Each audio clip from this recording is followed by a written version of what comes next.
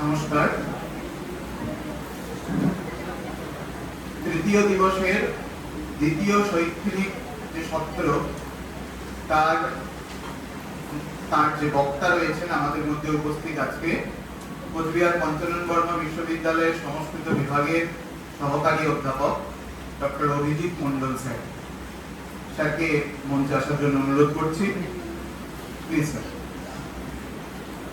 স্যারকে বরণ করে নেওয়ার জন্য আমি আমাদের বিভাগীয় ছাত্রীদের অনুরোধ করব ফুলের তোড়া, উত্তরীয় এবং ব্যাগ যে রয়েছে এনটিএম প্রদত্ত তার দ্বারা স্যারকে বরণ করে নেওয়া হোক।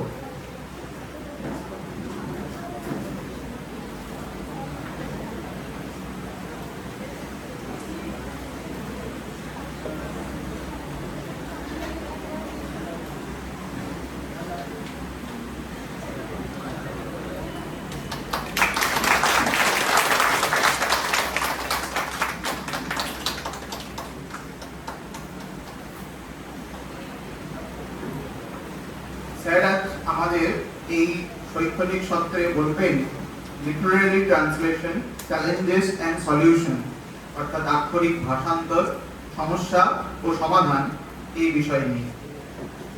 আমরা যখন এনটিএম এর সঙ্গে এই ত্রিদিবসীয় এই ওয়ার্কশপটা করব বলে স্থির করছি, তখন যখন চয়ন করতে হয়েছে যে কারা কারা বলবেন, তখন আমার মনে হয়েছে অভিজিৎ মন্ডল স্যার এর জন্য যোগ্য একজন ব্যক্তি হতে পারেন।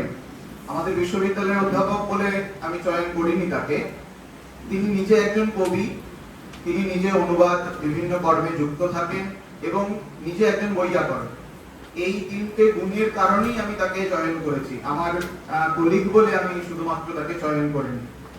তার বক্তৃতার মধ্যে দিয়ে তা নিশ্চয়ই প্রকাশিত হবে বলে আমরা আশা রাখি। তোমরা বিভিন্ন কোয়েশ্চেনস এবং কোয়ারিজ স্যারের সামনে রাখবে এবং যাতে এই বিষয়টি অত্যন্ত সুন্দরভাবে উপস্থাপিত হয় এবং ওয়ার্কশপটি তার যথাযোগ্য সম্মান পায়। স্যারকে আমি ডেকে নেব সময় অতিবাহিত না করে। Doctor Abhijit Mondal sir.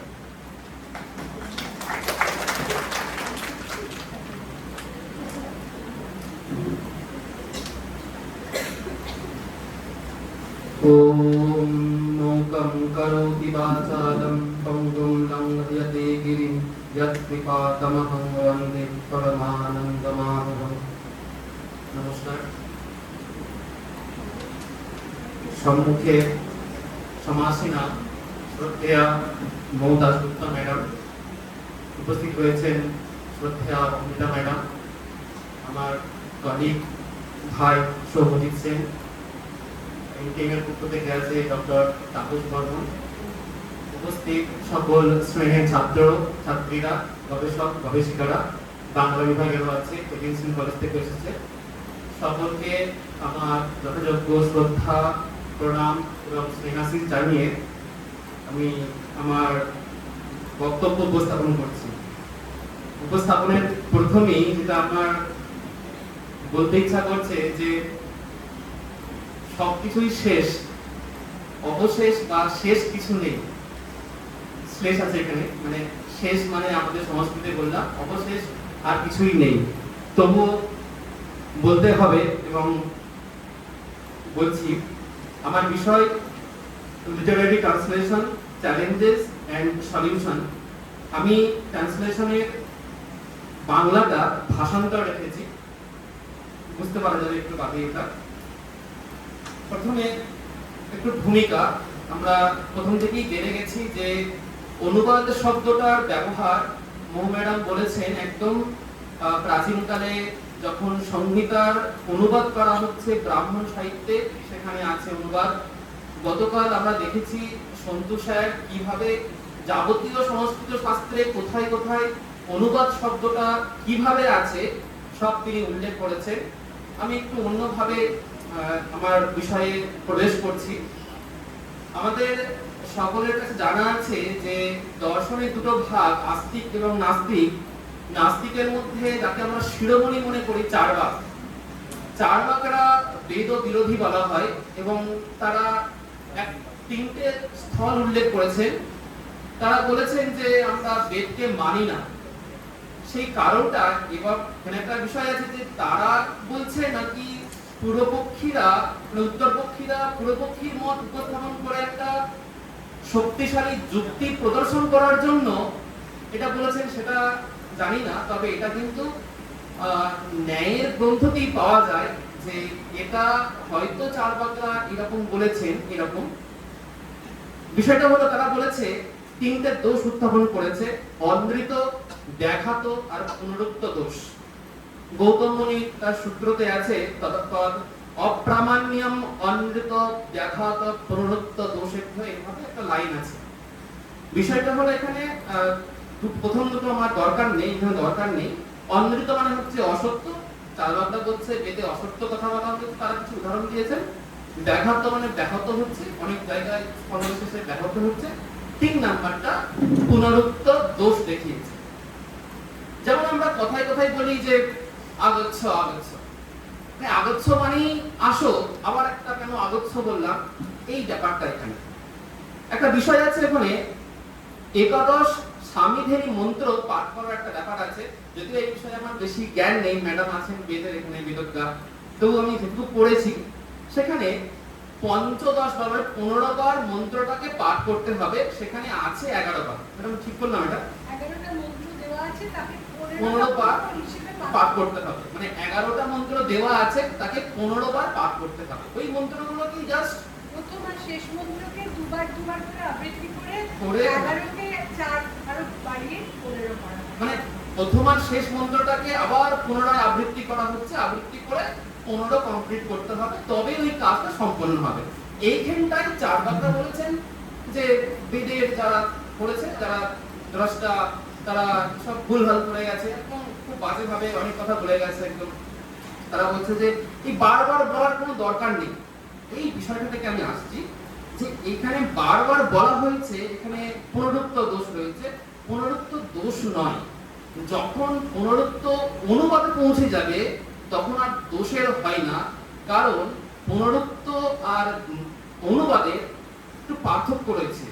যখন নিষ্প্রয়োজন বারবার কোনো কথা বলা হয় তখন সেটা পুনরুক্ত হয়, তখন দোষের হয়। যেটা আমাদের শাস্ত্রতে এটা কিন্তু বারবার করে বারণ করা হয়েছে, চর্বিত চর্বণ করা উচিত নয়। একজন যা বলে গেছে আবার তাই বলে গেলাম, যেটা আমাদের গবেষণার ক্ষেত্রেও ফলো করা হয়। 2 নম্বর হচ্ছে যেটা আমাদের পাঠনে অনুসরণ করার বিষয়, সেটা হচ্ছে অনুবাদ। যেটা সব প্রয়োজন হবে সেটা কিন্তু অনুবাদে হবে, সেটা দোষের কোনোদিনও হয় না। তাই আগচ্ছ আগচ্ছ এখানে দোষের নয়, কারণ এখানে প্রয়োজন আছে বলে 2 বার বলা হচ্ছে, সেটাই আমাদের এখানে আলোচ্য বিষয়। এবার এই বিষয়গুলো অনেকবার বলা হয়ে গেছে, বলেছেন, আমি বলিনি, ম্যাডাম তারপর স্যার তাকে বলেছে। বিষয়টা হচ্ছে যারা দেখেছি যে অনুবাদ শব্দের অর্থ হচ্ছে যেটা বলা আছে ওটাকে আরো ভালো করে বলা। যদি তাই হয় তাহলে এখানে যেভাবে বলা হয়েছে যে অনু পশ্চাৎ বলতি ইতি অনুবাদ, যেটা আগে বলা হয়ে গেছে সেটাকে আবার বলা, যেটা এখানে বলা হয়েছে ডিকশনারিতে আছে, অক্সফোর্ড ডিকশনারিতে এরকম আছে যে ট্রান্সলেশন শব্দের অর্থটা the action or process of translating a word etc. from one language into another। এটা ট্রান্সলেশন শব্দের অর্থ। আর অনুবাদ শব্দের অর্থ কিন্তু অন্য, যেটা একবার বলা হয়ে গেছে আবার যখন বলা হচ্ছে। এখানে ওই বিষয়গুলি আমি উল্লেখ করে রেখেছি। এই সব প্রয়োজনম পুনর্বচনম অনুবাদ, নিষ্প্রয়োজনম পুনর্বচনম পুনরুক্তি, এটা বললাম একটু আগে। অনুবাদে চলনানাম একটা সূত্র পেয়েছি, পাণিনিটা খুব ভালো লাগে আমার, তাই খুঁজে দেখেছি পাণিনি এই কথাটা উল্লেখ করেছে। অনুবাদে চলনানাম শব্দটা তিনি উল্লেখ করেছেন, যদিও তার অর্থটা কিছু তখন আলাদা আছে, মানে সূত্রগত অর্থটা আলাদা আছে, কিন্তু অনুবাদ শব্দের অর্থটা ওটাই যে এই যে এসি বা সুর যা বলেছেন ওটাই, যে একটা বিষয় যেটা বলা হয়ে গেছে সেটাকে খুব ভালো করে ব্যাখ্যা করা, এটা হচ্ছে অনুবাদ। বাকিগুলো সব একই অর্থ। সমস্ত জায়গাতে আমি এই একই বিষয় পেয়েছি। তো সেটা দেখার পরে আমার মনে হয়েছে, আমি এটা ম্যাডামের সাথে আলোচনা করছিলাম, যে আমরা যে লক্ষ্য নিয়ে ট্রান্সলেশন এই শব্দটার বাংলা অনুবাদ বলছি সেটা হয়তো যুক্তিসম্মত হবে না। এবং এই কথাটাই আগের দিন আমরা শুনলাম সত্যতার কাছ থেকে, যেটা সম্পূর্ণ আলাদা। মানে ট্রান্সলেশন এই শব্দটার অর্থ অনুবাদ বাংলাতে, এটা কিন্তু ভুল, যুক্তিসঙ্গত, ভুল না, যুক্তিসঙ্গত যুক্তিসঙ্গত হবে না, ভুল বলাটা আমার ভুল হচ্ছে, আবার যুক্তিসঙ্গত হবে না, তার থেকে ভালো হবে ভাষান্তর বা ভাষান্তরীকরণ। এইটা আমাদের লক্ষ্য, যে আমরা ইংরেজি ভাষা থেকে বাংলা ভাষায় নিয়ে আসছি বা সংস্কৃত থেকে বাংলায় নিয়ে আসছি। এই ভাষান্তরটা ট্রান্সলেশনের আক্ষরিক একটা অনুবাদ করা, বাংলা বলা যেতে পারে। কিন্তু আবার ম্যাডামের সাথে এটা নিয়েও কথা হচ্ছিল, ম্যাডাম বলছিলেন যদি ভাষান্তরীকরণ এর পারিভাষিক রূপে আমরা অনুবাদকে স্বীকার করি, তাহলে কিন্তু ট্রান্সলেশন শব্দের বাংলা অনুবাদ বলা যাবে। কারণ পারিভাষিক মানে যেটা ঠিক করে দেওয়া হয়েছে যে অদেং গুণঃ, গুণ মানে ব্যাকরণে অদেংকে বুঝতে হবে, আবার তর্ক সংগ্রহে গুণ মানে 24টা গুণের কথা বলা হয়েছে। এই গুণ দুটো কিন্তু এক নয়, এখানে যদি পারিভাষিক ধরে নিই তাহলে অনুবাদ হবে। সুতরাং আমি বিভিন্ন জায়গাতে ভাষান্তর বা দিক আমি অসাবধানতাবশত অনুবাদ বলে ফেলি, তাহলে ক্ষমা করবেন।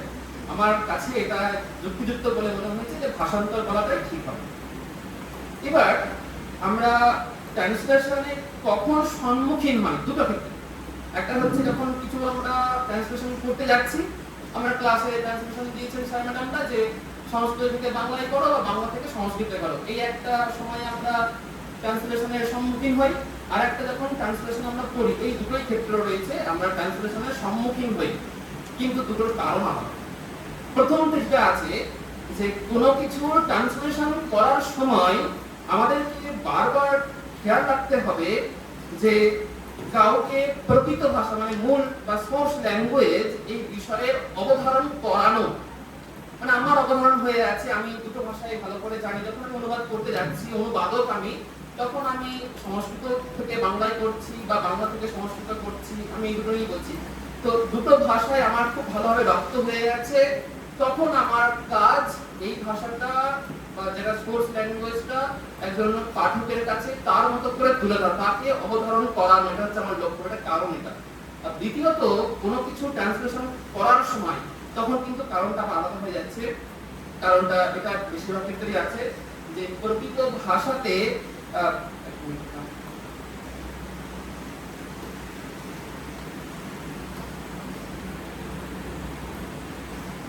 প্রকৃত ভাষাতে আমার দুর্বলতা রয়েছে, আমি সংস্কৃত জানি না ভালোভাবে, তাই আমি বাংলা করতে যাচ্ছি, বা বাংলা বুঝতে পারছি না তাই সংস্কৃত করছি, বা ইংরেজি বুঝতে পারছি না তাই বাংলা করছি। এটা হচ্ছে কারণ। যেমন আমরা বাংলাতে বহু মানুষ আমরা মহাভারত পড়ে নিয়েছি বাংলাতে, মানে অনুবাদটা করে নিয়েছি বা সারানুবাদ করে নিয়েছি।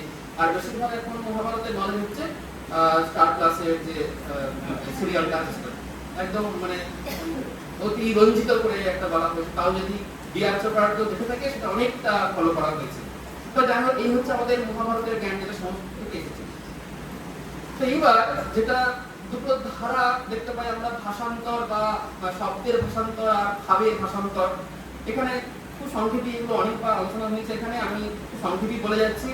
যখন চ্যালেঞ্জেস কোথায় কোথায় হয় যে প্রকৃত ভাষাতে দক্ষ থাকতে হবে, শব্দের ব্যুৎপত্তি, ব্যাকরণের জ্ঞান, ভাষান্তরীকরণ ভাষাতে দক্ষ থাকতে হবে, সেখানেও শব্দের ব্যুৎপত্তি, ব্যাকরণের জ্ঞান, প্রসঙ্গের প্রতি সাবধানতা, তৎকালীন সামাজিক প্রেক্ষাপট, এগুলো খেয়াল রাখতে হবে। আর পারিভাষিক শব্দগুলোকে তেমনই রাখতে হবে। এটা ম্যাডামরা যেমন বলছিলেন, আমি স্যারদের কাছ থেকে শুনেছি, যখন পারিভাষিক শব্দগুলোকে অনুবাদ করা যায় না গেলে ভুল হবে, সেটাকে নিচে একটা ফুটনোট দিয়ে উল্লেখ করা যাবে। এই হচ্ছে যখন আমরা ট্রান্সলেশন করছি। আর পড়ার সময় এখানে একটা সমস্যা দাঁড়াচ্ছে। সেই সমস্যাটা হচ্ছে যখন আমরা ভাষান্তর করছি, আমরা তার মানে কোনো মূল ভাষার প্রতি দুর্বলতা আছে বলে ভাষান্তর করছি, সেখানে একটা সমস্যা হয়ে যায়। যিনি ভাষান্তর করছেন তার তিনি যে ঘরানায় মানুষ হয়েছেন সেটা তিনি ফলো করে বসেন। যেমন কাব্যের ক্ষেত্রে আমরা দেখি প্রস্থানের ভাগ রয়েছে, 6টা প্রস্থান রয়েছে। যিনি রসবাদী, তিনি কোন একটা কাব্যের যখন অনুবাদ করবেন তিনি রসকে বারবার প্রাধান্য দেবেন। যিনি অলংকারবাদী তিনি অলংকারকে প্রাধান্য দেবেন। এখানে একটা হয়তো বা মূল বিষয়ের প্রতি একটা আমাদের বিচ্ছিন্নতা তৈরি হতে পারে, মানে ঠিকঠাক ভাবে ভাষান্তর আমাদের কাছে নাও আসতে পারে। ভাষান্তর ঠিকঠাকই হয়েছে, তার মতো করে করেছেন, কিন্তু আমাদের কাছে ঠিকঠাক নাও আসতে পারে। আর ভাষান্তর অনেক ক্ষেত্রে শব্দকে অনুসরণ করলে যথার্থ জ্ঞান হয় না, তার উদাহরণগুলো আছে, পরে দেখতে পাবে। পারিভাষিক শব্দের ভাষান্তরের ক্ষেত্রে অর্থাৎ হয়, মানে কোনোভাবেই পারিভাষিক শব্দগুলোকে অনুবাদ করা উচিত নয়। এরপরে জাস্ট সমাধানটা খুব সংক্ষেপই করেছি। এখানে যেটা ম্যাম বলছেন, আগের দিনও বলেছেন, আজকেও বলেন, আমি এটা খুব ভালো করে অনুভব করেছি যে প্রাচীন গ্রন্থের কোনো একটা প্রাপ্ত ভাষান্তরই যে চূড়ান্ত কথা বলে গেছে এটা নয়, এটা পুনরনুবাদ হতেই পারে বা এটা অত্যন্ত আবশ্যক, যেটা যুগের সঙ্গে তাল মিলিয়ে ম্যাডাম দেখালেন পরপর প্রত্যেকটা সময় কেমন ভাষাগুলো পাল্টে যাচ্ছে, এটা খুব দরকার। বাস এইটুকুই। এবার আমি একদম চলে যাচ্ছি প্র্যাকটিক্যাল যে উদাহরণগুলোতে আছে সেখানে। প্রথমে হচ্ছে গীতাঞ্জলি, মানে আমার উদাহরণগুলো একটু খাপছাড়া হতে পারে, একটু নেওয়া হয়েছে। গীতাঞ্জলির এই যে গানটি আছে, শরতে আজ কোন অতিথি এলো প্রাণের দ্বারে, আনন্দ গান গারে হৃদয়, আনন্দ গান গারে, এটা গীতাঞ্জলির একটি গান। সেখানে এই কামিনী কুমার অধিকারী, এটা উল্টো হবে একটুখানি, দ্বিতীয়টা যেটা আছে কালীপদ তর্কাচার্য, উনি প্রথম করেছিলেন 1941-এ, নাম তাই 1941-এ। আর কামিনী কুমার অধিকারী তিনি অনুবাদ করছেন 1961-তে। আর নিচে আর একটা অনুবাদ দেওয়া হয়েছে, কি লেখা আছে দেখো, অতিথি কোয়ম দ্বারমুপেত প্রাণানাম মে শরদি, আনন্দ গীতম উদ্গাহি হৃদয়, গীতমানন্দম গাহি। এটা অনেক পরে হয়েছে, তার আগে হয়েছিল, অদ্য শরদি কোন অতিথি মনোদারম আপদারে, সুখস্য গীতম কুরু, সুখস্য গীতম কুরুরে। অনেক মিল মানে একদম ভাবান্তর একটা করা হয়েছে, ভাষান্তর করা হয়েছে, মানে ভাব কিনে করা হয়েছে, একদম যে লাইন বাই লাইন করা হবে তাও নয়, বা লাইন বাই লাইন করা হয়নি তা বললেও ভুল হবে। অনেক বুঝতে পারা যাচ্ছে যে শরতে আজ, শরতে আজ অদ্য শরদি কোন অতিথি, একটা আক্ষেপ হচ্ছে, কোন অতিথি এলো প্রাণের দ্বারে, মনোদারম আপদারে, আনন্দ গান গারে হৃদয়, এই হৃদয়টা আনন্দ গান সুখস্য গীতম কুরু, আনন্দ গান গানে সুখস্য গীতম কুরুরে, এইভাবে করা হয়েছে। তারপরে যখন অনুবাদ করা হচ্ছে তিনি একটু চেঞ্জ করেছেন, অতিথি কোয়ম দারুপেত প্রাণানাম মে শরদি, তিনি চেঞ্জ করে দিয়েছেন, পুরো শব্দগুলোকে উল্টে দিয়েছেন। তিনি প্রাণ শব্দটা নিয়ে এসেছেন, যেটা মূলে আছে মন, আগেরটা লিখেছেন ওরা মন দিয়েছেন। তারপরে লিখছেন আনন্দ গান গারে হৃদয়, আনন্দ গীতম উদ্গাহি হৃদয়, গীতমানন্দম গাহি, এটা একটা পাওয়া গেছে। আর একটা আছে শরদ্য হৃদয়ম কোয়ম অতিথিরাগত, এটারই অবলিক, শরদ্য হৃদয়ম কোন উপেত উপেত অতিথির মম, কুরু সুখস্য গীতম হৃদ কুরু গীতম সুখস্য রে। লাস্টের যেটা আছে এটা কিন্তু শ্লোকে লেখা আছে, এটা অনুষ্ঠুপ ছন্দে লেখা হয়েছে। এইখানে একটা সমস্যা তৈরি হয় যারা অনুবাদ করেছে তাদের সামনে, যদি সেটা কবিতায় অনুবাদ, মানে সংস্কৃত ছন্দকে অনুসরণ করে অনুবাদ করা হয়, তাহলে কিন্তু ছন্দে যদি খেলা হয় ছন্দকে অনুসরণ করতে হবে। আর যারা সংস্কৃত পড়ে তারা ভালো করে জানে সংস্কৃত ছন্দের প্রত্যেকটা অক্ষরে কতটা ওয়েট নিয়ে চলে, ঠিক একটা পাদে যেমন হবে পরের পাদগুলোতে ঠিক তেমনই হবে, মানে হ্রস্ব দীর্ঘ ঠিক তেমনই মেইনটেইন করতে হবে। একটা যদি অক্ষর এদিক ওদিক হয়ে যায় পুরো শ্লোকটাই নষ্ট হয়ে যাবে, দুষ্ট কাব্য ধরা যেতে পারে এক অর্থে। তো এই হচ্ছে অনুবাদের একটা স্টাইল, যেটা পাল্টে যাচ্ছে, শব্দ পাল্টাচ্ছে। আগের গুলোতে কোনো ছন্দ নেওয়া নেই, কোনো ছন্দ নেই, পরে লাস্টেরটাই ছন্দ নেওয়া হয়েছে। ছন্দ করতে গিয়ে কিন্তু একটু চেঞ্জ হয়েছে, ভাবানুবাদই বেশিরভাগ লক্ষ্য করা যাচ্ছে। ম্যাডাম লাস্টটা অনুবাদটা হয়েছে আমার করা, লাস্টের অনুবাদটা আমি করেছি। আমি অনুবাদ করতে গিয়ে দেখেছি কি কি সমস্যা হতে পারে, যে অনেক শব্দগুলো আসছে না ঠিকভাবে, শব্দগুলো এদিক ওদিক নিয়ে আসতে হচ্ছে। এটা অনুবাদ যারা করে তাদের ক্ষেত্রে এটা খুব সমস্যা আমি দেখেছি। মানে আমি বারবার করে বলছি, যারা অনুবাদ করবে পরবর্তীকালে অনুবাদটাকে মানে হেলাই নেওয়া উচিত নয়, খুব কঠিন কাজ, সহজ মনে হয় কিন্তু খুব কঠিন কাজ। পরে আরেকটা দেখাচ্ছি অনুবাদ, এখানে একটা বড় সমস্যার কথা আছে, এটা আমরা সকল পড়া যাচ্ছে পেছন থেকে, আমি পড়ছি। বিপদিমাং রক্ষ মম নৈবং অভিযাচিতং, ন বিপদো ভবতি মম ভীতি, দুঃখ সন্তপ্ত হৃদিশা নব সান্ত্বনাম ভবতু মম দুঃখ জয় শক্তি। এটা শুনে কি মনে হচ্ছে বাংলাটা? এইটুকুই মনে হচ্ছে। সমস্যাটা এখানেই যে ওইটা শুনে গানটা ওইটুকু মনে পড়ে যায়, বাকিগুলোর সাথে কতটা মিল সেটা পুরোটা মানে পড়তে লাগবে। এটা হচ্ছে একজন লিখেছেন কবি। 2 নাম্বার এটা হচ্ছে আবার তিনি শ্লোকে লিখছেন, মানে ছন্দ দিয়ে লিখছেন। ত্রায়স্ব হেমামিতি মেন জাঞ্চা তদস্তু মে যদ বিপদ নামেভি সন্তাপ দুঃখে বদবা ন সন্তম তদস্তু যদ দুঃখমহং জয়েয়ম। এইখানে দেখো আগের বিষয়টা থেকে অনেকটা কঠিন লাগছে, মানে আমরা বুঝতে পারছি যে গান এটা আছে বিপদে পড়ে রক্ষা করো, এই নয় মোর প্রার্থনা, বুঝতে পারছি, কিন্তু ঠিকঠাক ভাবে রসগ্রাহী হচ্ছে না যতটা এটাতে হয়েছিল। বিপদী মা রক্ষ মম। এটাও তো ছন্দেই আছে। বিপদী মাম রক্ষ মম নৈব বিয়াচিতম নং তদো ভবতু মম ভীতি। না, ওই যে সমুদ্র ছন্দগুলো আছে ওর মধ্যে পড়ছে না।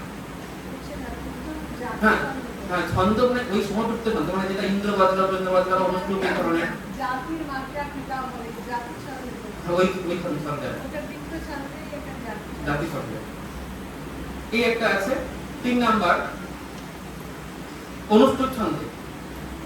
বিপদী রক্ষমাম সদা নৈবস্তি মম প্রার্থনা বিপদী হে বিধাত মে নস্যাদ ভীতি কদাচন দুঃখ সন্তপ্ত চিত্তে মে নস্যাদ বাস্যাসনম তব সরদাপতি সদা মার্গে ভবতু বিজয়ং মম অবলিক শক্তি স্যান মে সদা দুঃখে নিয়তম বিজয়ং যথা। এটা আমি পড়েছি, এটা অনুষ্ঠুপ ছন্দে আছে। বিষয়টা হচ্ছে যে কোনটা নেব এটাতে একটা সমস্যা। কোনটা নেব? প্রথমে যেটা আছে বিপদী মাম রক্ষ মম, এটা প্রসিদ্ধ এবং এটা স্ট্যান্ড দেওয়া একদম অনুবাদকের করা, এবং এটা শান্তিনিকেতন থেকে প্রকাশিত হয়েছে, যেটার সম্পাদক ম্যাডামও করেছেন রিসেন্টলি 2000 সালে 2014-তে এটা প্রকাশিত হয়েছে। কিন্তু এটা করেছেন আগে যিনি ছিলেন এই কালীপদ দরকারটা উনি করেছিলেন, তারপরে ম্যাডাম সম্পাদনা করেছেন। এই হচ্ছে সংস্কৃততে অনুবাদ হয়েছে রবীন্দ্রসঙ্গীতের এইভাবে, সেখানে কবিতা আকারে হয়েছে, ছন্দ দিয়ে হয়েছে, এইভাবে দেখতে পাচ্ছি আমরা অনুবাদগুলো হয়েছে, যেখানে বেশিরভাগটা আক্ষরিক, যেটা আমার বিষয় না, আক্ষরিক অনুবাদ ঠিক নয়, ভাবানুবাদ। আবার ভাবানুবাদ ঠিক বলা যাবে না, অনেক ক্ষেত্রে মিল আছে। এবার একটা সমস্যা, যেটা আগের দিন আমি একটা স্যারের সাথে আলোচনা করছিলাম, সন্তদার সাথে, সেটা হচ্ছে সন্তদা বলল এরকম যে এমন অনেক গ্রন্থ আছে যেটা সংস্কৃতে ছিল, সেটা সংস্কৃত থেকে চীন ভাষায় গেছে, সংস্কৃতটা লুপ্ত হয়ে গেছে, এটা ম্যাডাম বলছে না, চীন ভাষায় গেছে, চীন থেকে আবার সংস্কৃতে করা হচ্ছে। এখানে সেই গ্রন্থটাই কি হবে, আবার যেটা সংস্কৃতে ছিল সেটাই কি হবে? দুটো উত্তর এসেছে। একটা হচ্ছে যদি আক্ষরিক হয়, একদম শব্দ টু শব্দ, ওয়ার্ড টু ওয়ার্ড হয়, তাহলে হবে। যদি ভাবানুবাদ হয়ে যায় তাহলে কিন্তু হবে না। তাহলে যদি কোনো গ্রন্থকে রক্ষা করতে হয় তাহলে সেটা একদম অক্ষর টক্ষর করতে হবে, যেমন দেখিয়েছিলেন আগের দিন, গুরুর ব্রহ্মা গুরুর বিষ্ণু, গুরু ব্রহ্মা, কোন গুরুই ব্রহ্মা নয়, এখানে গুরু ব্রহ্মা গুরু বিষ্ণু গুরুর দেব মহেশ্বর, গুরুদেব মহেশ্বর, এইভাবেই করতে হবে। তবেই কিন্তু কোথা থেকে যখন সংস্কৃতে যাবো আমরা, তখন কিন্তু একদম ওই শ্লোকটাই আমরা পেয়ে যেতে পারি। এটা গেল সংস্কৃতে, বাংলা থেকে যখন সংস্কৃতে করছি সেক্ষেত্রে আমার আরো অনেক প্রবলেম গুলো আছে। এবার একটা প্রবলেম দেখি আমরা, যদি কোনো অনুবাদ করার সময়, আমাদের যেমন সংস্কৃত থেকে আমরা বাংলা অনুবাদ করছি, অনুবাদ করার সময় যদি কোনো শব্দের সম্পর্কে ঠিকঠাক জ্ঞান না থাকে, যদি সমাজ সম্পর্কে জ্ঞান না থাকে, যদি শব্দগুলোকে বিচ্ছেদ ঠিকঠাক করতে না পারি, কি কি সমস্যা হতে পারে? এরকম অনেক জায়গায় সমস্যা আমার হয়েছে বলে আমি এগুলো উল্লেখ করেছি। অভিজ্ঞান শকুন্তলম সপ্তম অঙ্কের বিষয়টা, ঘটনাটা হচ্ছে এরকম, প্রবিশ্য মৃন্ময় ময়ূরস্তা, মানে মাটির ময়ূর হস্তা। ও হ্যাঁ হ্যাঁ এটা ময়ূর হস্তা,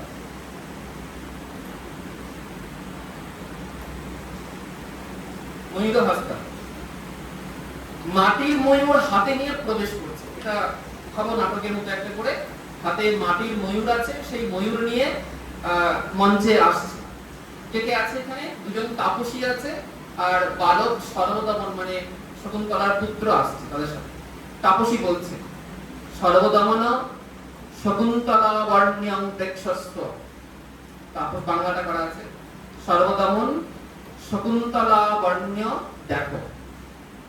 বালক বলছে সদৃষ্টি সেবম মানে সে দৃষ্টিপাত করে যখনই বললো শকুন্তলা বর্ণ্য দেখো, তখন সে তাকিয়ে দেখছে, তাকিয়ে বলছে পুত্র মম মাতা, কোথায় আমার মা।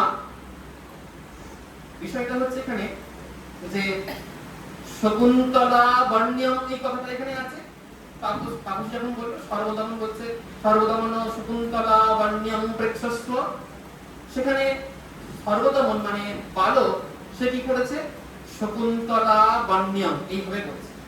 আমি ভেঙে রেখে দিয়েছি এইভাবে, ওইভাবে ভেবেছে যে শকুন্তলা নামটা যেই শুনেছে সে বলছে আমার মা কোথায়, এটা ওই বালকটা ভেবেছে, তার মানে ওই শব্দটাকে ও ওইভাবে ভেঙে দিয়েছে। তারপরে বলছে দুজনেই বলছে মানে দুজন তাপসী আছে, নাম সাদৃশ্যেন বঞ্চিত মানে নাম সাদৃশ্যে এই শিশু বঞ্চিত হয়েছে। বুঝতে পারবে নাম কি ব্যাপারটা। দ্বিতীয়া যে দ্বিতীয় তাপসী রয়েছে তিনি বলছেন বৎস অস্য মৃত্তিকা ময়ূরস্য রম্যত্বম পশ্য ইতি ভণিতঃ অসি। শোনো বৎস, মৃত্তিকা ময়ূরটি কি মনোরম দেখো, এই কথা তোমাকে বলা হচ্ছে।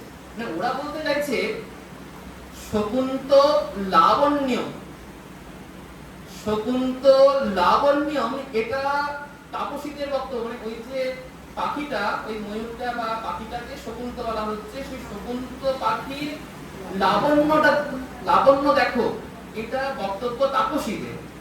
আর সর্বদমন মানে বালকটি ভেঙে ফেললো শকুন্তলা কোথায় এখানে। এটা হচ্ছে শব্দগুলো যদি ঠিকঠাক না ভাঙতে পারি তাহলে কিন্তু অনুবাদ একদম উল্টো হয়ে যেতে পারে। যদিও তাৎপর্য এখানে একটা আছে, নাট্যকারের তাৎপর্য এখানে বলা আছে। রাজা ঠিক তারপরই এসে বলছে আত্মগতম মনে মনে বলছে কিংবা শকুন্তলা ইত্যস্য মাতুরাখ্যা, সে দূর থেকে শুনছিল ব্যাপারটা, সে শুনে বলছে তাহলে কি এর মা শকুন্তলা হবে, তার সেই পুরো কথা মনে পড়ে যাচ্ছে। এইটা হচ্ছে তাৎপর্য, কিন্তু শব্দগুলোকে ভাঙার জায়গাটা দেখালাম আমি। ঠিকঠাক জায়গায় যদি না ভাঙা যায় তাহলে কিন্তু আক্ষরিক বা ভাবান্তর বা যে কোনো অনুবাদের ক্ষেত্রে সমস্যা দেখা যাবে। এখানে একটা কথা বলি, এই যে বঞ্চিত শব্দটা এটা বাংলায় বঞ্চিত হয়েছে বলে কিন্তু পুরো ভাবতে হবে না, আসলে ঠকে গেছে। হ্যাঁ, বঞ্চিত মানে প্রবঞ্চিত হয়েছে, তো নামের মেন থাকার জন্য ও ভুল করে ফেলেছে। হ্যাঁ, ও ঠকে গেছে, উচিত মানে এটা বুঝতে পারি। এরপরে আরেকটা সমস্যা যেখানে সমাস স্থল, সেটি আছে কিরদার্জুনিয়মের প্রথম সর্গের 26 নম্বর শ্লোক। ইতি রৈতা গরিমাত্র সত্রিয়ে কথিতপত্যৌ বনসন্নিবাসিনাম প্রবিশ্য কৃষ্ণা সদনম মহীভুজা তদা তচক্ষে অনুজ সংনিধৌ বচ। মানেটা হচ্ছে, বাংলাটা আমি লিখে দিয়েছি এখানে, বনেচর দুর্যোধনের সমস্ত বার্তা দিয়ে বার্তা শুনে তাকে পারিতোষিক দিয়ে সে যখন নিয়ে চলে যাচ্ছে, চলে যাওয়ার পরের ঘটনাটা যুধিষ্ঠির কৃষ্ণার সদনে, কৃষ্ণ মানে দ্রৌপদীর ঘরে প্রবেশ করে ভাইদের সামনে সে বার্তা প্রকাশ করলো। তাহলে এখানে একটা শব্দ রয়েছে কৃষ্ণা সদনম, মানে কৃষ্ণায়াহ সদনম মানে ষষ্ঠী পত্র সমাস করা হয়, তোমরা জানো এগুলো, যেমন বিদ্যালয় বিদ্যালয়, যেমন কৃষ্ণার সদন মানে দ্রৌপদীর ঘর, এটা হচ্ছে সমাজটা। তাহলে অর্থটা হচ্ছে যুধিষ্ঠির দ্রৌপদীর ঘরে প্রবেশ করে ভাইদেরকে দুর্যোধনের কথাগুলো বলবে, এটা ঘটনাটা। এইটাকে যদি এইরকম করা যায়, এরকম কেউ করে ফেলে যে বনেচর যা যা বললো সেগুলো শোনার পরে যুধিষ্ঠিরের সাথে, কারণ এখানে মহীভুজা আছে, তৃতীয়া আছে, যুধিষ্ঠিরের সঙ্গে কৃষ্ণা সদনম প্রবিশ্য, যুধিষ্ঠিরের সাথে কৃষ্ণা দ্রৌপদী ঘরে প্রবেশ করলো, তখন যুধিষ্ঠির তার ভাইদেরকে বলছে। দুটো অর্থই কিন্তু তাহলে কেমন করে ভাঙা হবে এটা হচ্ছে বিষয়টা। এটার জন্য অবশ্যই আমাদেরকে প্রসঙ্গকে উল্লেখ দেখতে হবে যে বনেচর যখন কথাটা বলছিল তখন দ্রৌপদী কি ছিল সামনে? দুজনেই ছিল নাকি একজন ছিল? যদি একজন থাকে তাহলে যুধিষ্ঠির দ্রৌপদীর ঘরে প্রবেশ করছে, আর যদি দ্রৌপদীও থাকে তাহলে দ্রৌপদী আর যুধিষ্ঠির ঘরে প্রবেশ করছে। এইটা দেখতে হবে, অবশ্যই প্রসঙ্গকে উল্লেখ করতে হবে। এটা হলো সমাসবদ্ধ পদের ক্ষেত্রে। এবার হচ্ছে সন্ধিস্থলের ক্ষেত্রে। এটা আছে সাহিত্য দর্পণের, যেখানে অলঙ্কারের কথা বলা হয়েছে সেখানে অলঙ্কার বলছে, লক্ষণের কথা বলা হয়েছে। শ্লেষের পরে একটা শ্লোক আছে এখানে, দুর্গা লঙ্ঘিত বিগ্রহ মনসিজং সংমিলজস ইয়ংস তেজসা। এরপরে আরেকটা আছে, আমি এটা লিখিনি, শুধু প্রত্যেকটা এই শ্লোকের 4টে পাদ রয়েছে, 4টে পাদেতে এইভাবেই ব্যাখ্যা করা যায়। আমি একটা শব্দ দেখিয়েছি, দুর্গা লঙ্ঘিত বিগ্রহ, দেখা যাচ্ছে ওখান থেকে বাংলাতে লেখা আছে। এটাকে এরকম ভাঙা যেতে পারে, সন্ধি বিচ্ছেদটাকে এরকম, মানে সমাসে সন্ধি বিচ্ছেদটা। দুর্গ অলঙ্ঘৃত বিগ্রহ, যখন এইরকম ভাবে দুর্গ অলঙ্ঘৃত বিগ্রহ, তখন রাজা হয়ে যাবে। কেমন রাজা? দুর্গটার দ্বারা যিনি অলঙ্ঘিত হয়েছে, মানে দুর্গটা এমন করা আছে যেটা শত্রুরা যেখানে রাজাকে কোনোভাবেই আর দেখতে পাবে না, মানে পরাজিত করতে পারবে না, এইরকম রাজা। তখন হচ্ছে দুর্গ অলঙ্ঘৃত বিগ্রহ, তখন রাজা হবে। যদি এটাকে এরকম করা যায়, দুর্গা লঙ্ঘিত বিগ্রহ, দুর্গা লঙ্ঘিত বিগ্রহ, তখন সেটা একদম চেঞ্জ হয়ে কোনো মিল পাওয়া যাবে না অর্ধনারীশ্বর রূপ। মানে দুর্গা বা পার্বতীর দ্বারা লঙ্ঘিত বা অর্ধনারীশ্বর রূপে আক্রান্ত, মানে শিব পার্বতীর রূপটা যেখানে দুর্গার দ্বারা তিনি লঙ্ঘিত হচ্ছে, মানে আক্রান্ত হয়ে গেছে, মানে অর্ধনারীশ্বর হয়ে গেছে, পুরো চেঞ্জ হয়ে গেছে। এই হচ্ছে যখন আমরা অনুবাদ করতে যাচ্ছি সমস্যাগুলো সম্মুখীন হচ্ছে, যে কিভাবে আমরা এটাকে ভাঙবো। আমরা এটা কিন্তু সংস্কৃত থেকে যখন বাংলা করা হবে, মানে খুব রপ্ত হতে হবে সন্ধি বা সমাসে। মানে অনুবাদ শুধু তো রাম বাড়ি যায় রামহ গৃহং গচ্ছতি এখানে থেমে নেই, বা একদম একটা সুন্দর বাংলা দিয়ে দেওয়া হলো যে রাম বাড়ি যায় এখান থেকে রামহ গৃহং গচ্ছতি, এটুকুতে নয়। এটা একদম পার্টি, এটা শেখার জন্য। এরপরে অনেক অনেক অনেক কিছু রয়েছে। এটা গেল সন্ধিস্থল। এবার ম্যাম তো বলছেন, আমি জাস্ট ওগুলোকে উদ্ধৃতি করে দিচ্ছি এখানে, যে একটা দেখলাম আমরা বাংলা গীতাঞ্জলি থেকে সংস্কৃত হয়েছে, আবার সংস্কৃত থেকেও যেমন পদ্যতে অনুবাদ করা হচ্ছে, কাব্যানুবাদ বা কাব্যের ভাবানুবাদ সেখানে দেখতে পাচ্ছি আমরা। এই শ্লোকটাকে নিয়েছি আমি, এটা মেঘদূতের প্রথম শ্লোক, খুব বিখ্যাত শ্লোক, কশ্চিৎ কান্তা বিরহ করুণা স্বাধিকারা প্রমত্ত, তার বাংলাটা বলছি আমি, অনুবাদটা যে করা হয়েছে। নিজ কর্তব্যে ভ্রষ্ট কোন এক যক্ষকে তার প্রভু 1 বছরের জন্য গুরুতর প্রিয়াপ্রিয়ের অভিশাপ দিলেন। অভিশাপের ফলে তার সমস্ত মহিমা নষ্ট হলো। সেই যক্ষ জনতনয়া সীতার স্নানে পবিত্র জলাশয় এবং ছায়াতরুতে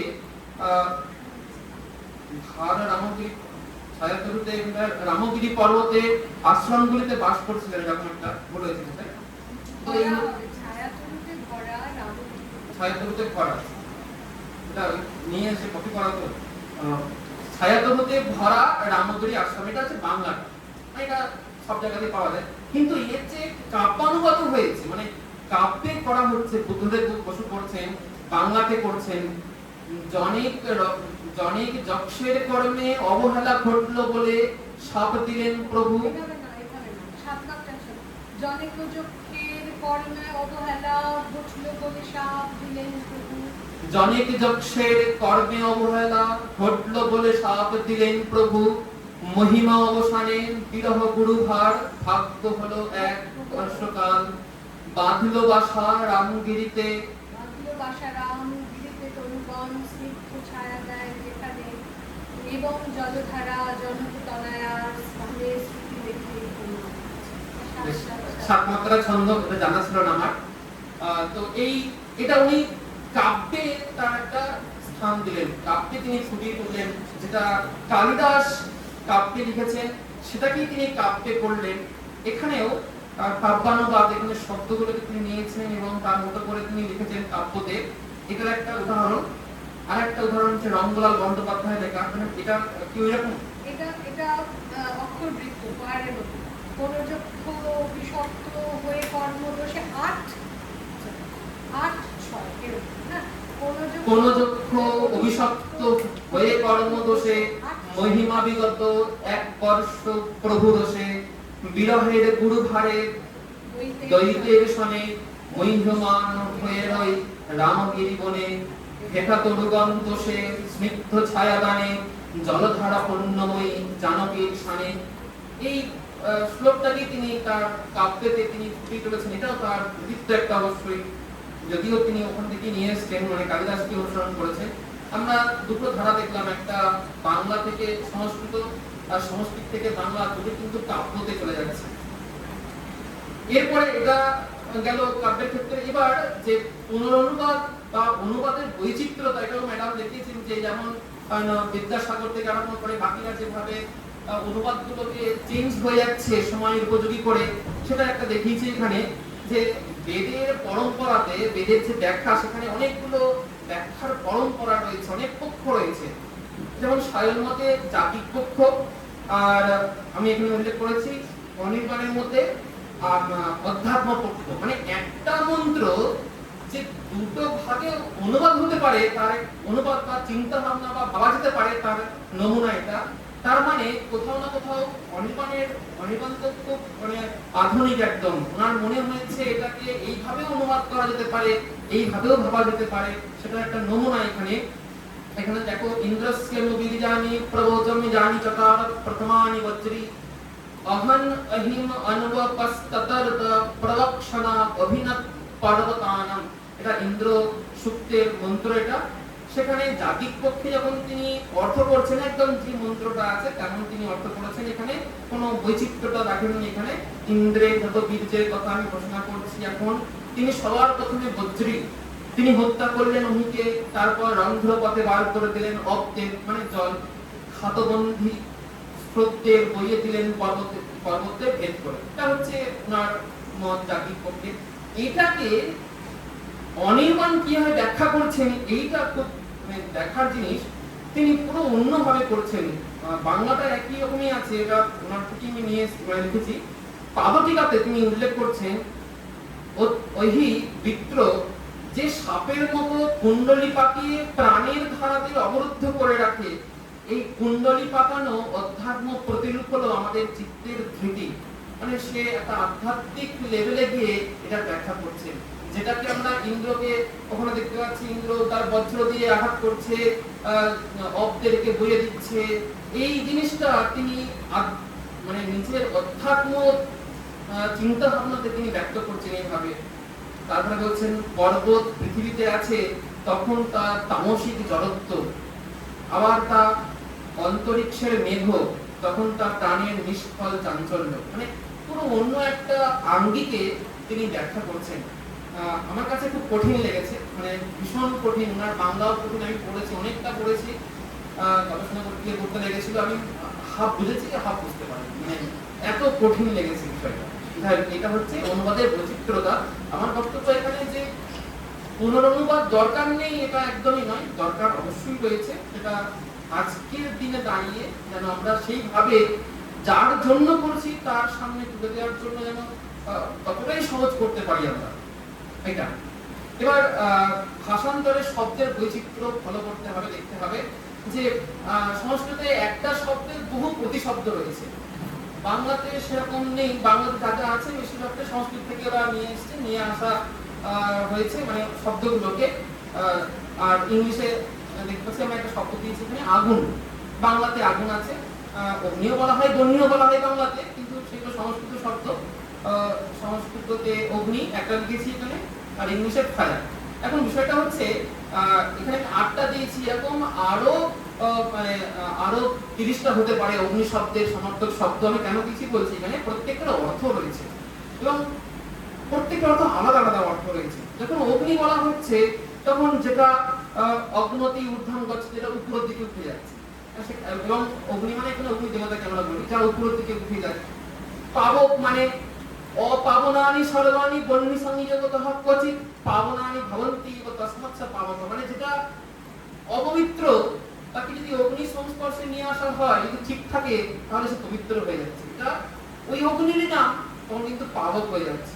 যখন বন্যি বলা হচ্ছে তখন হচ্ছে যে দেবতাদের জন্য হবি বহন করে নিয়ে যায়। আমরা দেখি যজ্ঞতে আগুনের উপরে আমরা হবি অর্পণ করছি আমরা, সেগুলো কারণটা হচ্ছে অগ্নির বই দেবানা মুখম, অগ্নি হচ্ছে সকল দেবতার মুখ, তার মধ্য দিয়ে দেবতারা খাওয়া দাওয়া করছেন, এরকম বলা হয়। তো সেখানে বর্ণি অনল নাস্তি অলহ, মানে যে অতৃপ্ত, যেটা অগ্রাহ্য বস্তু তাকেও পুরানোর পরে সে অতৃপ্ত রয়েছে, সেটা হচ্ছে অনল। দাবানল মানে হচ্ছে দাব উদ্ভব, মানে যেটা জঙ্গলের বৃক্ষ থেকে উৎপন্ন যে আগুন, সেই আগুনটা হচ্ছে দাবানল। তমোপহ মানে হচ্ছে যে অন্ধকারকে দূর করে সেই আগুন, সেটাকে তমোমুখ বলা হয়, আবার যে খণ্ডন করছে অন্ধকারকে। বৈশ্বানর মানে হচ্ছে যে বিশ্বান্নরান ইতো লোকান লোকান্তরম নয়তি, যে আগুন মানুষকে এক লোক থেকে অন্য লোকে নিয়ে যাচ্ছে। কৃষাণু মানে হচ্ছে যে সবকিছুকে সরু করে দেয়, মানে আমরা একটা মোটা কাঠকে আগুনে দিলাম, আগুনটা কাঠটা সরু হয়ে গেল, এটা হচ্ছে আগুনের বৈশিষ্ট্য। এখন বিষয়টা হচ্ছে যে এই যে আগুনের সমার্থক শব্দগুলো রয়েছে, কবিরা ঠিক ঠিক জায়গায় ঠিক ঠিক শব্দ প্রয়োগ করেছে। আমাদেরকে যখন অনুবাদ করতে হবে, আমরাও যেন ঠিক ঠিক জায়গায় ঠিক ঠিক শব্দ প্রয়োগ করি। যেমন আমি যদি বলি যে এই বাড়িটাতে আগুন জ্বলছে, সেখানে অনর বলাটা ঠিকঠাক হবে। সেখানে যদি বলি যে বাড়িটাতে পাবক জ্বলছে, এটা একদমই ঠিক হবে না। কারণ কেউ প্রশ্ন করতে পারে কেন, পাবক মানে তো আগুন, কিন্তু পাবকটা এখানে যাচ্ছে না। এইটা মাথায় রাখতে হবে যে কোথায় কোন শব্দটা ব্যবহার করছি। সব ক্ষেত্রে অগ্নি বলা যেতে পারে, আমি একটা জায়গায় দেখছিলাম সব ক্ষেত্রে জেনারেলি অগ্নি বলা যাবে, কিন্তু কোন অগ্নির কি নাম এইটা কিন্তু আমাদের ভেবে ভেবে বসাতে হবে। যে জঙ্গলে যে আগুন জ্বলছে সেটাকে দাবানল বলাটা একদম অ্যাপ্রোপ্রিয়েট হবে। ওখানে দাবানল বলা যাবে, সেখানে পাবক বলা যাবে না, সেখানে কৃষাণু বলা যেতে পারে, কিন্তু সেখানে দাবানলটাই ঠিকঠাক হবে। এরকম ভেবে চিন্তে শব্দগুলোকে প্রয়োগ করতে হবে, অনুবাদের সময় খুব খেয়াল রাখতে হবে। এবার আমার একটা সমস্যা যেটা এখনো চলছে, সেটা হচ্ছে আমি ক্লাসে এটা বলছিলাম, অনুবাদ করতে গিয়ে বাংলাটা আমি দিয়েছি সময়ের কাছে দুটোর গুরুত্ব এক, সফলতার জন্য ঠিক করতে হবে সময়কে গুরুত্ব দেব নাকি গুরুত্বগুলোকে সময় দেব। এটা বাংলা পেয়েছি, আমি বাংলাটাকে অনুবাদ করতে দিয়েছিলাম শ্লোক আকারে। আমি প্রথম যখন অনুবাদটা করেছি তখন বাঁদিকে যেটা দেওয়া আছে ইন্দ্রবজ্রাতে, আমি খুব সহজে করে দিয়েছিলাম যে কিংবা গুরুত্তম সময়ে পড়তে যান, বুঝতে পারা যাচ্ছে যারা সংস্কৃত মোটামুটি জানো তোমরা বুঝতে পারে যে কিংবা গুরুত্তম সময়ে পড়তে যান, গুরুত্বটা কি সময়ে দেওয়া উচিত, নবা গুরুত্বে সময় পড়তে যান নাকি গুরুত্বতে সময় দেব। দ্বয়োর গুরুত্বম সততম সমানম, দুটোরই গুরুত্ব একদম সমান। ধ্রুবম বিবেচ্যম খলু জীবনে না, সেটা আমাদের বিচার করতে হবে, জীবনে সাফল্য লাভের জন্য বিচার করতে হবে। এটা করার পরে আমার ঠিক ভালো লাগছে না, আমার নিজেরই ভালো লাগছে যে একদম মনে হচ্ছে যে গুরুত্ব শব্দটাকে বাংলায় যখন নিয়ে আসছি, গুরুত্ব ব্যাপারটা ঠিক থাকছে না। আর একটু যদি ভাবলাম তাহলে প্রাধান্য দেব, মহত্ব দেব, যে আবার একটা শ্লোক লিখলাম, এটা প্রহর শ্রেণী ছন্দতে। প্রামুখ্যম সময়গতির ভাবেন নবাস্যা, এরই অবলিপ্তি আবার একটা করেছে তারই প্রামুখ্যম সময় মনের ভাবেন নবাস্যা, মানে সময় গতি প্রামুখ্য আছে নাকি সময়কে মণি মনে করেছি, মণির রত্ন মনে করেছি, তার প্রাধান্য আছে। স্যাদবানো বিহিত মুহূর্তম আত্মকার্যে, যেটা আমাদেরকে যে সময়টা আমাদের জন্য আছে সেটা কি নিজের কাজে ব্যবহার করব। স্যাদবানো বিহিত মুহূর্তম ইষ্ট কার্যে, ইষ্ট কাজে ব্যবহার করব। প্রাধান্যম জগতিতয় সমানমেব কিং শ্রেয়স্কর মধুনা সদা বিবেচ্যম, এটা মানেটা কিন্তু বুঝতে পারা যাচ্ছে, দুটোতেই মানে বুঝতে পারা যাচ্ছে। দুটো ছন্দ একদম ঠিকঠাক রয়েছে, ছন্দ বিচার করে প্রত্যেকটা শব্দকে আমি দিয়েছি, তারপরেও এটা ঠিক হয়নি। মানে ঠিক হয়নি কোন দৃষ্টিতে, প্রথমটা খুব সহজ হয়ে গেছে, শব্দটা ঠিকঠাক লাগছে না, গুরুত্ব শব্দটা সংস্কৃতে আছে কিন্তু এখানে ঠিকঠাক যাচ্ছে না। দ্বিতীয়টা একটু কঠিন হয়ে যাচ্ছে, ঠিক অনুবাদ হচ্ছে না। এটা আমার বারবারই মনে হয়েছে, আমি বহুদিন ধরে চেষ্টা করে যাচ্ছি এটাকে নিয়ে, কিছুতেই ঠিকঠাক জায়গাটায় আসতে পারছি না। যখন ঠিকঠাক জায়গায় আসবো তখন সবাইকে দেখাবো এটা আমি, যে আমার মনে হয়েছে ঠিকঠাক জায়গায় গেছে। বক্তব্য এটাই যে অনুবাদ হতে পারে অনেক কিছু হয়ে গেছে, কিন্তু সেটাকে আর যে হবে না বা হতে পারে না এটা ভুল কথা। এটা গেল আমার সমস্যাটা। এবার খুব ইন্টারেস্টিং একটা বিষয়, আমরা প্রত্যেকেই অনুবাদক, এটা মনে রাখতে হবে। যখন আমরা এই যে কথা তো বলছি, সকলে যেভাবে আত্মকরণ করছি আমরা সেটা কিন্তু অনুবাদ করেই করছি, মানে আমার মতো করে একটা বেশ অনুবাদ করে তৈরি করছি। এখানে অনুবাদক হওয়ার জন্য বা শোনার জন্য সবকিছু করার, শব্দগুলো শুনে তার জ্ঞানটা অর্জন করার জন্য আমাদের কিছুমাত্র জ্ঞান অবশ্যই দরকার, না হলে অনেক ক্ষেত্রে ভুল হতে পারে, আমরা বুঝতে পারবো না, এবং সে বিষয়ে সচেতন থাকা দরকার। সেটা কয়েকটা উদাহরণ দিয়েছি, এরকম প্রচুর উদাহরণ আছে। যদি তোমরা কেউ বাংলা সাহিত্যে আছেন, তোমরা আছো, পড়েছো, শিবরাম চক্রবর্তীর বই পড়ো, তাহলে বুঝতে পারবে ঘুরি ঘুরি পদে পদে উদাহরণ। আমার মনে হয় উনি লিখতে বসে যদি এরকম উদাহরণ না দেন তাহলে ওনার অনেক কষ্ট হতে পারে। তো শ্লেষ ব্যাপারটা যে আমরা যখন শব্দগুলো শুনছি, মানে পড়ার থেকে, মানে শব্দ পড়ছি তার থেকে শোনাতে এটা বেশি মনে রাখতে হবে অনুবাদ কেমন করছি আমরা। যদি হঠাৎ করে কেউ বলে বাজে গো বিনা, মানে দুটো হতে পারে, যে বিনাটা খুব খারাপ, আর হতে পারে বাজছে বিনা, দুটোই হতে পারে। কারণ আমি কিভাবে অনুবাদ করব সেই তৎক্ষণ আমাকে ঠিক করে নিতে হবে। এটা আমি জিজ্ঞেস করলাম কটা বাজে, কেউ উত্তর দিল আমাকে সব কটাই বাজে। মানে হতে পারে ধরো পাশে আম রাখা আছে, কারণ কটা বাজে, আমি জিজ্ঞেস করলাম টাইম, সে অনুবাদ করে নিল যে এখানে আম কটা বাজে, সে বলে সব কটাই বাজে। ভুল হয়ে যাচ্ছে, মানে আবার ভুলও নয়, এটা হচ্ছে বিষয়টা। আমি কেমন অনুবাদ করছি আমাকে তৎক্ষণ আমাকে ঠিক করে নিতে হবে। প্রসঙ্গ দিতে চালটা বাঁকা, দুটো অর্থ হতে পারে, কোনো বাঁকা চাল বাঁকা হতে পারে, বা কোনো চাল দাবা খেলার সময় চালটা বাঁকা দিলে মানে তার চিন্তা ভাবনা বাঁকা এরকম বোঝা গেল চাল, আমার না খুব চাল বাচ্চা এরকম। ধরো হঠাৎ করে কথায় কথায় বলি আমরা যে বাজেটারি অর্ডার করতে হবে। বাজেটারি মানে হচ্ছে যে বাজেট হয়েছে সেই বাজেট অনুসারে আমাদের অর্ডার করা উচিত। ধরো আমি ডিপার্টমেন্টে এই বাজেট তৈরি করলাম, এই কিনবো, সেটা হচ্ছে আমি কথা বলার সময় বলছি বাজেটারি অর্ডার করতে হবে আজকে। কেউ শুনলো ওই বাজে জিনিসের অর্ডার করতে হবে, মানে খারাপ জিনিস অর্ডার করা যাচ্ছে। সবগুলো দেখো মানে অনুবাদটা কিভাবে হয়ে যাচ্ছে এখানে, অনুবাদ কিন্তু হচ্ছে এটা। 5 নাম্বার দিয়েছি রবীন্দ্রনাথের বই পড়ি না। এটা এরকম ভাবে ব্যাপারটা যে আমি রবীন্দ্রনাথ ঠাকুরের বই পড়ি, অন্য কিছু পড়ি না, দুটো কিন্তু বই। রবীন্দ্রনাথের বই অন্য কিছু পড়ি না, এটা হচ্ছে অর্থটা, দুটোই বই আছে। তারপর আমরা সবাই বলি ঠাকুর আমাকে বর দাও। এখানে বিয়ের পরেও যদি আবার ঠাকুরের সামনে বর চাই, ঠাকুর আমার একটা হাজবেন্ড দিয়ে দেয়, এরকম নয়। এখানে কিন্তু বর মানে হচ্ছে আশীর্বাদ। এই হচ্ছে আমার বিষয়। তো আমাদেরকে যখন আমরা অনুবাদ করছি আমাদেরকে বহু দিক খেয়াল রাখতে হচ্ছে। প্রথমত খেয়াল রাখতে হবে যে সামাজিক প্রেক্ষাপট, প্রসঙ্গ অবশ্যই। দ্বিতীয়ত যেটা আমার বারবার মনে হচ্ছে গ্রামার। আমি নিজে গ্রামারের ছেলে হয়ে গ্রামারের স্টুডেন্ট হয়ে বলছি যে শুধুমাত্র তথ্য যে গ্রামার বা একদম অল্প পাতি যে গ্রামার যেটা প্রবেশে সেটা জানলে কিন্তু সংস্কৃত থেকে বাংলাতে অনুবাদ সম্ভব নয়। প্রতি পদক্ষেপে হোঁচট খাওয়াটা স্বাভাবিক। সেরকমই বাংলা। আমি বাংলার ক্ষেত্রে একটা বলি যে যখন আমি গ্র্যাজুয়েশনে বাংলা নেওয়ার কথা হয়েছিল আমার মানে পাশে, মহারাজ জিজ্ঞেস করেছিলেন সঞ্জীব মহারাজ, উনি বললেন তুই তো বাংলা নিবি। আমি বললাম না মহারাজ বাংলা নেব না। বললো কেন? সংস্কৃত আর বাংলা তো প্রচুর মিল আছে, একটু সুবিধা হবে। আমি বললাম না, বাংলা খুব ভয় লাগে, মানে আমি বাংলা লিখতে পারি না ঠিকঠাক করে। তখনও পারতাম না বাংলা লিখতে, এখনো মনে হয় বাংলা ঠিকঠাক করে লিখতে পারি না, মানে বাংলা বুঝতে পারি না ঠিক করে হয়তো। এটাও একটা বিষয় যে কোনো ভাষাই একদমই সহজ, একদমই তা নয়।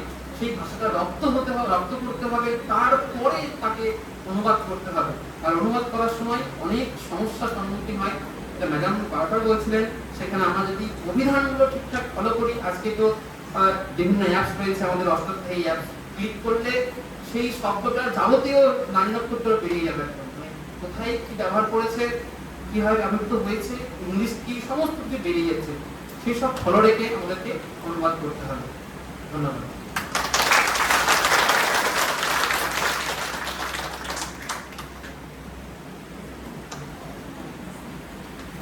কোনো প্রশ্ন আছে?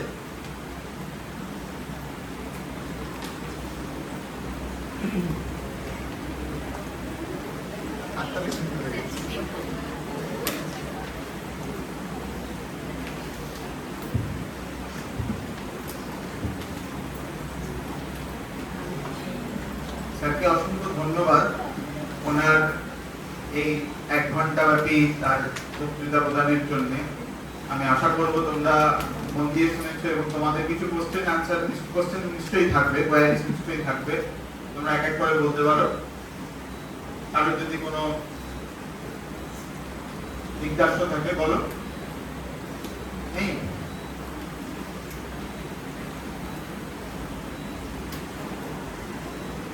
নিরস্তা সংশয়া স্যার।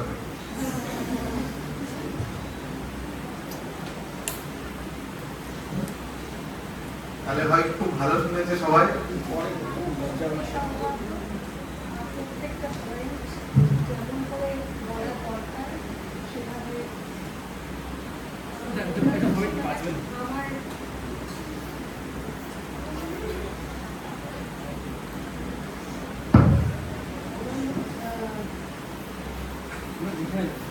এখানে আমার খুবই ভালো লেগেছে। আমি প্রশংসা ছাড়া কিছু করতে পারছি না, কারণ যেখানে যেটি বলা দরকার, যেখানে যে প্রশ্ন জানার কথা সঙ্গে সঙ্গে তিনি সেটি নিরসন করতে করতে বক্তব্যে এগিয়েছেন। আমার মনে হয় সেই জন্যই কারণ কিছু আলাদা করে জিজ্ঞেস করার কথা মনে হচ্ছে না, কারণ তিনি প্রত্যেকটি সংশয় যা উত্থাপিত হতে পারত তার সমাধান দিতে দিয়েছেন। এই যুক্তিনিষ্ঠতার জন্য তার আলাদা ধন্যবাদ এবং অভিনন্দন। Thank you madam. তাও যদি কারোর কোনো কোশ্চেন থাকে, কোনো কোয়ারিজ থাকে, কিছু জানার থাকে, ঠিক আছে, যদি পরেও জানার থাকে তাহলে স্যার এখানেই রয়েছেন, অসুবিধা হবে না। এবং তাহলে আমাদের চয়ন ঠিকই রয়েছে, বক্তা চয়ন ঠিকই হয়েছে, এইটুকু বলতে পারি। থ্যাংক ইউ স্যারকে, অসংখ্য ধন্যবাদ। স্যার এত সুন্দরভাবে উপস্থাপন করেছেন। এবং এই প্রতিটি লেকচার যেহেতু রেকর্ডেড হচ্ছে, আমরা ইউটিউবে আমাদের যে বিভাগীয় ইউটিউব চ্যানেল রয়েছে সংস্কৃত ডিপার্টমেন্টের, আমরা সেখানে আপলোড করে দিচ্ছি। অলরেডি মৌ ম্যাডামের প্রথম দিনের লেকচার আপলোডেড, হ্যাঁ অলরেডি আপলোডেড। আর বাকিগুলো আমরা প্রতিটাই রেকর্ডেড হচ্ছে এবং আজকের মধ্যেই সবকটা আমরা ইউটিউবে আপলোড করে দেব। সবাই সেটা দেখতে পারবেন এবং শুনতে পারবেন। সবাইকে অসংখ্য ধন্যবাদ অত্যন্ত মনোযোগ সহকারে শোনার জন্য। এবং এখানেই আমরা এই সত্র শেষ করছি। এখন আমাদের আহার, আমাদের যে লাঞ্চের বিরতি হবে, আমরা 8 ঘন্টা থেকে 45 মিনিট ম্যাক্সিমাম নেব। তারপরে আমরা পরে আজকের যে শৈক্ষণিক লাস্ট যে সত্র, অন্তিম সত্রে আমরা আসবো। আমাদের বক্তা অলরেডি আমাদের মধ্যে উপস্থিত হয়েছে। ধন্যবাদ।